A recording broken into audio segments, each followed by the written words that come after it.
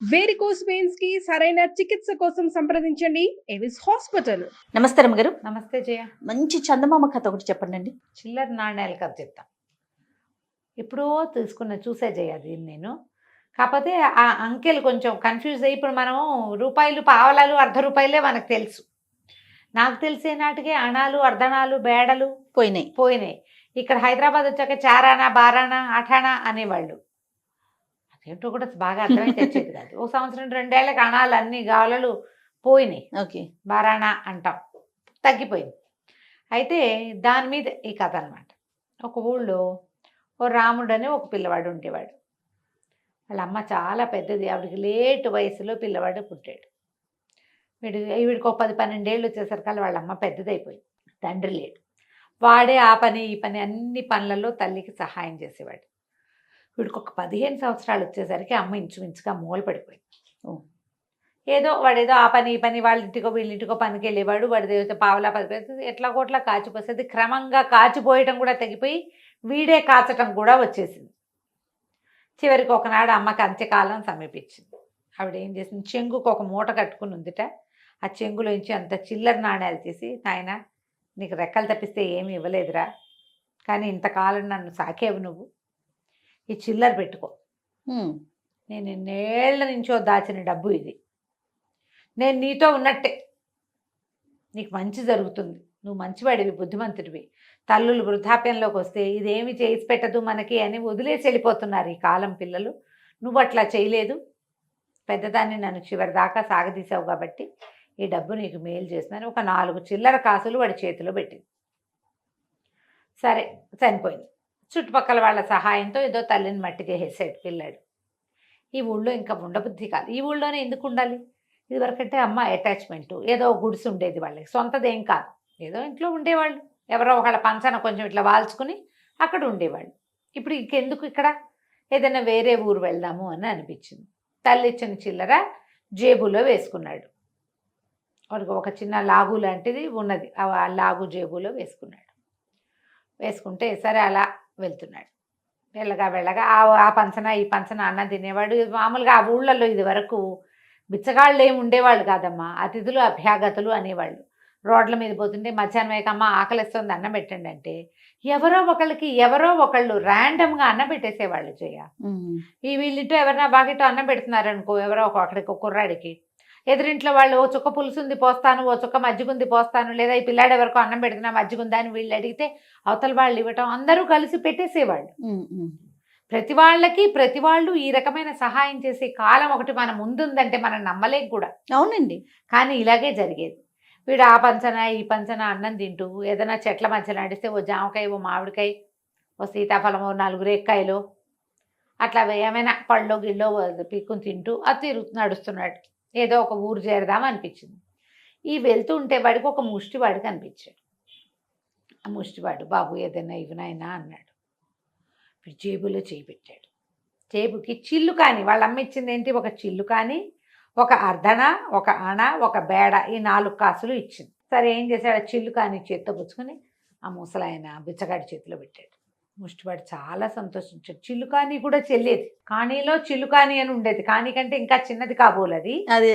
అయితే ఈ చిల్లు కానీ ఇచ్చేసరికల్లా ఆయన అన్నాడు, చాలా మంచివాడివిరా అబ్బాయి, నీ దగ్గర ఏమీ లేకపోయినా ఉన్న దాంట్లో నుంచి ఒకటి తీసిచ్చావు, దక్షిణ దిక్కుగా వెళ్ళు, నీకు మంచి జరుగుతుంది, దక్షిణ వైపు వెళ్ళిపో అంటే దక్షిణ దిక్కుగా నడవటం మొదలుపెట్టాడు.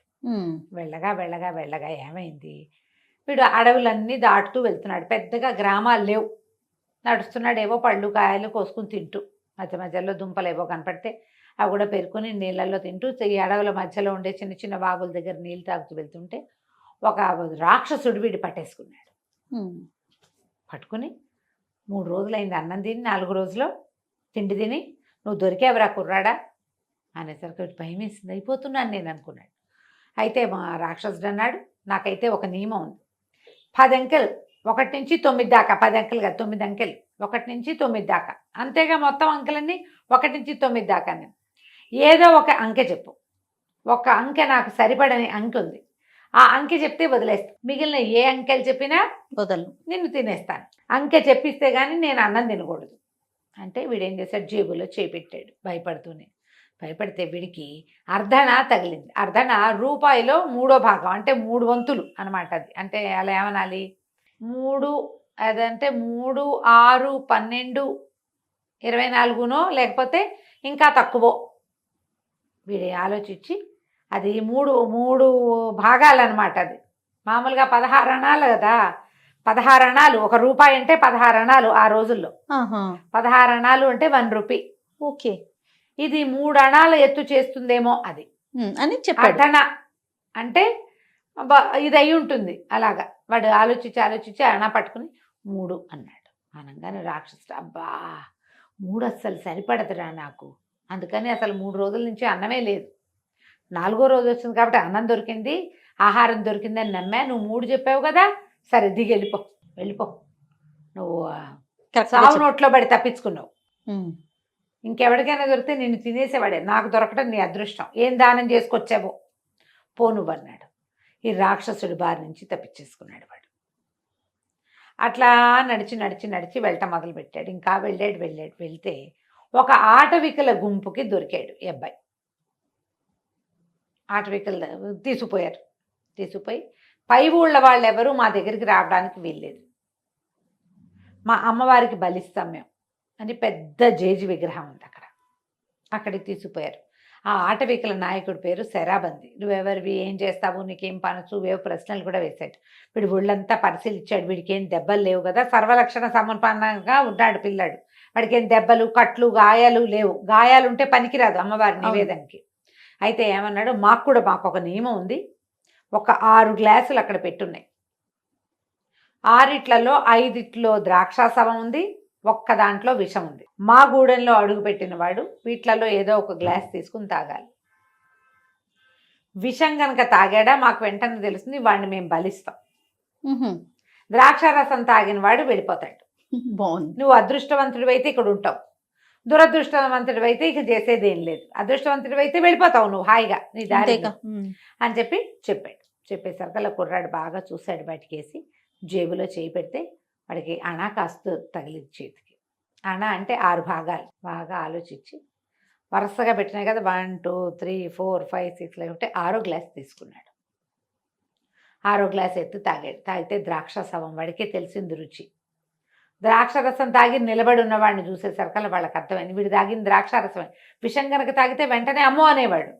వాడు అమ్మో అనలేదంటే వాడు తాగింది విషం కాదనమాట. ఆశ్చర్యపోయారు. కూడా అదృష్టవంతుడు వీడు. అక్కడి నుంచి అప్పుడు శుభ్రంగా భోజనం పెట్టి కొంచెం తిండి మూటగట్టి అమ్మవారి దగ్గర మొక్కిచ్చి అడవి చివరికి తీసుకెళ్ళి వదిలిపెట్టారు. ఓకే. ఇక్కడి నుంచి దక్షిణ దిక్కుగా వెళ్తే సువర్ణపురి అనే రాజ్యం వస్తుంది. అందులోకి వెళ్ళు, నీకు ఏ పనైనా అవుతుంది, ఏదో ఒక పని దొరుకుతుంది అక్కడ నీకు అని చెప్పి పంపించేశారు. వీడు అడవి చివరి నుంచి నడిచి సాయంకాలానికి సువర్ణపురి చేరుకున్నాడు. సువర్ణపురి ఊరంతా కోలాహలంగా ఉంది. వీళ్ళ అందరినీ అడిగాడు, ఏంటండి హడావిడంటే, మా రాజుగారు మరణించారు ఇప్పటికి 15 రోజుల ముందు. ఆయన క్రియాకర్మలన్నీ అయిపోయినాయి. ఈరోజు పొద్దునే మన పట్టపుటేనుగుని విడిచాం పూజ చేసి. ఆ పట్టపుటేనుగు ఎవరి మెళ్ళో దండేస్తే వాడే రాజు. అన్ని అదృష్టం. ఎవడ అదృష్టం, అతిథి అభ్యాగతి, పరాయి దేశం వాడు, ముష్టివాడు, కుష్టివాడు, ఎవడైనా సరే అదృష్టవంతుడు ఉంటే అయితే చాలు. అదే జరుగుతోంది ఇక్కడ. ఇవాళ రోజంతా అదే హడావిడి. పట్టపుటేనుగు ఏ పక్కకి వెళ్తే ఆ పక్కకి వెళ్తున్నాము. అది మా ఊళ్ళో వాడు కావచ్చు, పై ఊరు వాడు కావచ్చు అనేసరికల్ వీడు బాగా ఆలోచించి తన జేబులో ఇచ్చి బేడకాసు తీసాడు. వాళ్ళ అమ్మ ఇచ్చింది. ఆ బేడకాసుని ఇట్లా గాల్లో ఎగరేసాడు. ఎగరేస్తే అది ఎగిరిల్లు ఎక్కడో పడింది. అది ఎక్కడ పడిందో చూసుకుని వెళ్ళి అక్కడి నుంచున్నాడు. ఆ దారిని ఏనుగు వచ్చింది. జనం అంతా కోలాహలంగా ఉన్నారు. ఎక్కడైతే వీడు బేడకాసు పడి వాడు ఎక్కడ నుంచున్నాడో అక్కడికి వచ్చి ఏనుగు దండెత్తి వీడు మెళ్ళో వేసింది. సూపర్. చక్కగా మెళ్ళో దండేసేసరికి వాళ్ళందరూ కోలాహలంగా అరిచారు. ఓహోహో అన్నారు. నీ పేరేమిటానంటే రాముడు, రామరాజు అయిపోయాడు. ఏనుగు కింద కూర్చోబెట్టి దాని మీద హౌదా ఎత్తి పెడతారు కదా, హౌదాలు ఎత్తుతారు. దీన్ని తీసుకెళ్ళి, ఈ కుర్రాన్ని తీసుకెళ్ళి అందులో దాని మీద కూర్చోబెట్టి హౌదా ఎక్కిచ్చేసి తీసుకుపోయి రాజుని చేశారు. ఆ చిల్లర నాణేలు మొదటిసారి బిచ్చగాడికి చేసిన దానంతో వీడికి అదృష్టం పట్టింది. రెండోసారి చేసిన కాసుతోటి వాడికి చావు తప్పింది. మూడోసారి కూడా చావు తప్పి 4వసారి ఏమైంది, అబ్బాయికి రాజు అయ్యే అవకాశం వచ్చింది. పురాతనమైనవి పెద్దవాళ్ళు ఇచ్చిన వస్తువుల్ని పారేయకండి. వాళ్ళు చెంబులు చాట్లు ఇస్తే చెప్పలేను, ఏదైనా చిన్నది ఇస్తే దాచు. అది మీకు అదృష్టాన్ని కలిగించవచ్చు. ఈ చిల్లర నాణ్యాలు కదా అదృష్టం వస్తుంది. ఎవరైనా పనిమాల చేతిలో పెట్టారనుకోండి, పక్కింటి వాళ్ళు వెనకింటి వాళ్ళు కాచుమి, మన ఇంట్లో పెద్దవాళ్ళు ఆపేక్షగా ఏదైనా ఇస్తే దాన్ని నిర్లక్ష్యంగా పడేయద్దు, దాని దగ్గర పెట్టుకోండి. అదే మీ అదృష్టపు తాళం చెవి కావచ్చు, అవుతుంది కాదు కావచ్చు. కావచ్చు. కథ కంచికి మనం ఇంటికి. బాగుందండి. నమస్తే. నమస్తే చెయ్యి.